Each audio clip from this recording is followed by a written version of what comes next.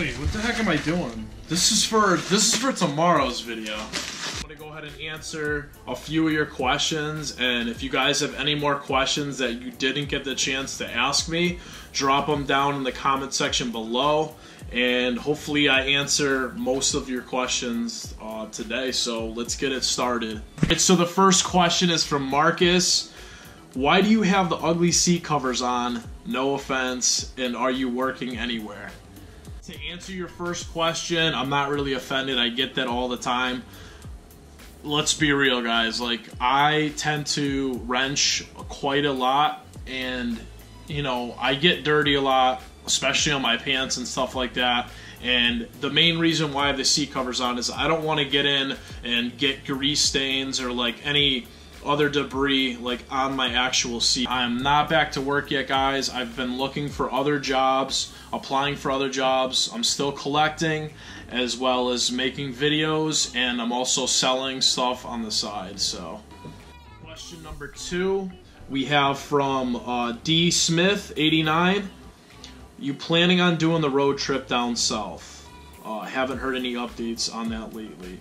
To answer your question, I am still planning the road trip down south. I've just been pretty much like focusing on the build. I want to get everything done to the car first before I go ahead and spend money on traveling. But as far as answering your question, I do plan on going down south like after Christmas if everything goes well. So I do plan on doing that. The next question is going to be from Gianni. So what made you start making YouTube videos, and how is your K&N air intake so far?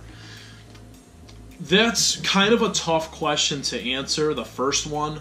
Honestly, like, it definitely stems back to, you know, me being a whole car enthusiast back like growing up, and like my cousin was a huge impact on me getting into the whole car scene. But as far as like actual filming, I started a YouTube channel back in like 2012, and I wanted to kind of start uploading videos, but I wasn't really sure where I wanted to go with it, so I just let it sit for a really long time until I got my 2001 Civic EX.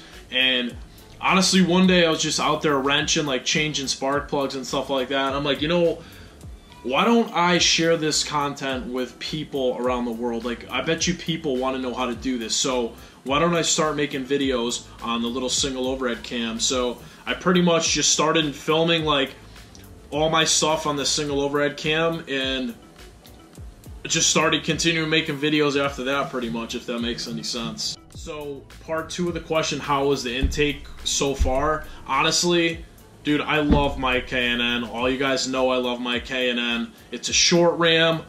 I honestly do not care if I don't get as much gains as a cold air. You know, I feel safe with it, and the sound over a cold air is way better anyways, and as well as like I would say the throttle response as well. But as far as the K&N goes, highly recommend that air filter. So the next question is by Too Many Woos, and it's what kind of wheels you planning to get for the FG2? Honestly, bro, when it comes to wheels, like, I've never really been into wheels, but if I had to choose, I was considering between like 2, and I've mentioned it before in my other video, one of my other videos back, but XXR 527s like JP had, the kid with the precision turbo, FG2, and then I seen a set of rotor grids on an FG2, and I'm dead set on the hyper black rotor grids. If I had to get any rim right now, it'd be like a 17 by 8.5 or 9 with a plus 35 offset. So to answer that question, rotor grids, hyper black. Bolivian FG2 is the next one. So he said, when are you getting Flash Pro and future mods down the road? As far as the Flash Pro goes, it is coming very, very soon. Future mods down the road, I would love to get suspension, you know, rear sway bar. I would love to get a set of nice TN coilovers, or BC Racing, whatever, like a higher quality coil. And I'm trying to think, maybe a short shifter.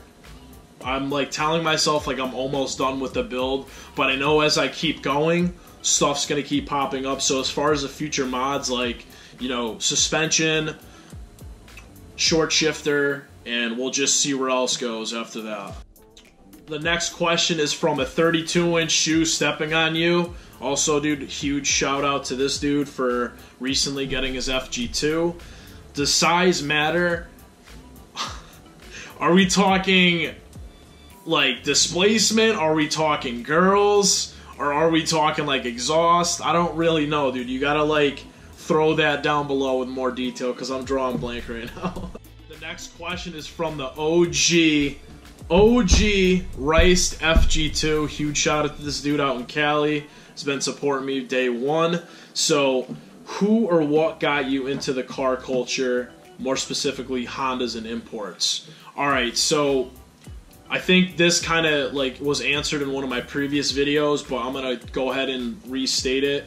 So, pretty much the whole car culture, I started getting into the car culture when I was, you know, maybe like a junior in high school, around that time frame. And at the time, my cousin had like an 03 Dodge Neon SRT4, which was stage 1 with bolt-ons and stuff. The thing was super fun, and we would go out and just have fun in that, go to meets and like race here and there.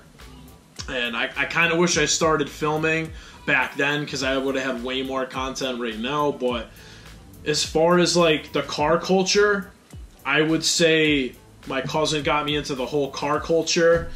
So as far as Hondas and imports, like, it was kind of like my cousin, but it was more like his buddies. Like, one of his boys had a 2001 Prelude H22, and his other boy had an 8th Gen SI FA5. It was blue. I fell in love with it. Like, I've always been about Subarus until I drove the 8th Gen SI. As soon as I drove like an FA5 from my cousin's boys, I just fell in love with the K series. I've been around like a lot of cars and stuff, and like my cousins had a lot of stuff like an SRT4, an 05 STI, an 08 Evo X, and just other stuff like that. And I kind of like being around like all the imports. I'm like, wow, like 4 cylinders with turbo or even all motor, just like with like 200 horse or 300 horse will keep up with V8s and stuff, certain V8s. And I kind of just started getting into imports and stuff when I was like watching YouTube one day, and with the K series just beating stuff, and then with the boosted like STI built just like wrecking stuff, and that's pretty much how I got into Hondas and imports. Next question is, what's your entire setup? Hold on, I'm gonna need some water before I answer that. My entire setup on my 2007 Honda Civic Si FG2 consists of a 2.5-inch Yonaka Catback Motorsports exhaust. I have a K&N short ram intake, P2R throttle body spacer, Boomba motor mounts. I have Acuity shifter bushings. I have a custom cold air intake hybrid type thing, as you guys saw in a couple videos back. If you want to talk like interior wise, I have red LED setup, red JDM emblems on the outside as well as the steering wheel. I have the budget carbon fiber vinyl hood and K-tuned CMC stainless steel clutch line as well. And soon to be adding to that setup, I'm going to be having a race header as well as Honda Flash Pro. The next question is from Charles_Corcom, and he's saying, when are you moving out of your dad's house? Honestly, I would like to get my own apartment and everything. Like, I've thought about it and stuff, but obviously right now with like the whole like budget thing, like not having a job and everything kind of like hurts that. But as far as this house goes, like this house is pretty much like gonna be my sister's and mine. You know, if anything ever happened to either one of like my dad or anything like that. But as far as moving out, it's kind of been like a decision I've been trying to work forward towards like for a long time now. And you know, it doesn't really make sense for me to move out and get a rent, you know, when this is going to be eventually mine one day. So I don't know, it's kind of up in the air right now. But if I did have like a few roommates or whatever, you know, I would consider getting like a dope apartment. So our last question of the Q&A is from Fixin' Broke V-Dubs, and he said, your thoughts on modifying a higher mileage SI with 175k and up mileage. My thoughts on that, honestly, dude, if you're thinking about modifying any higher mileage SI or anything, make sure that you somewhat have an understanding of its past, you know, and you're going to want to make sure you're like changing all the fluids consistently, like change the coolant, the oil, make sure your clutch is good, and pretty much all the little stuff. If you keep up on all the little stuff with like the K series, I've noticed, like, it's going to save you a ton of headaches. Like if you change your oil all the time, you're not going to really have to replace the chain sooner than you want to, and just pretty much like all the small maintenance, like if you do that, you'll be golden. So I hope I answered all your questions. If I didn't, drop a comment down below, and if you're new, drop a comment down below.